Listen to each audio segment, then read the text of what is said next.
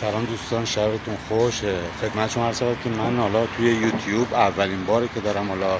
در واقع ویدیو میذارم. من بیشتر توی اینستاگرام فعالیت میکنم و در واقع تو اینستاگرام پیج اصلیم مرتضی آندرلاین طالبی هستش که آخرش آییه.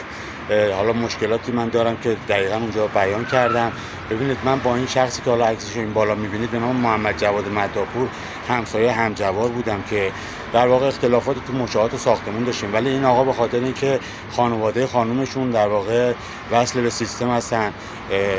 خانومشون خواهر دو شهیده و یه برادر خانومش هم فرمانده اطلاعات سپاه در فرودگاه امام خمینی است، یه پرونده رو تو اطلاعات سپاه برای من باز کردن که من 5 سال درگیرشم و شب و روز برای من نداشتن که خود اطلاعات سپاه و وزارت اطلاعات در واقع به روش غیر حضوری و غیابی اومدن داخل بدن من، از پای چپ من کانال ایجاد کردن، به پشت سر من، پشت گوش راستم، و با انتقال جریان برق محیط پیرامونم، حالا هر جا که باشم، چه تو خونه، تو خیابون، توی اداره، فروشگاه، اون محیط هر برقی داشته باشه، مخصوصا اونایی که فن یا موتور داره که جریان الکتریسیته رو تقویت میکنه، مثل یخچال، کولر گازی، کولر ماشین،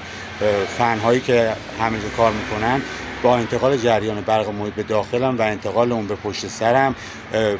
در واقع میان سلول های عصبی من رو آسیب میرسونن، میسوزونن و بین میبرن که 5 سال به صورت شبانه روزی اطلاعات سپاه و وزارت اطلاعات به صورت غیر حضوری و غیابی داره این کار رو میکنه. ببینید، این یه روش جدید هست، چون در گذشته اطلاعات میومد آدما رو میگیره، بازداشت میکرد، میبرد، حالا آسیب میرسون یا میکش، همه میگفتن کار اطلاعاته، ولی الان به خاطر اینکه ردی از خودشون نذارن و این شخصی که عکسشو میبینید به نام محمد جواد مداپور نگن این مقصر هست، این روش رو انتخاب کردن، یعنی به صورت غیابی و غیر حضوری دارند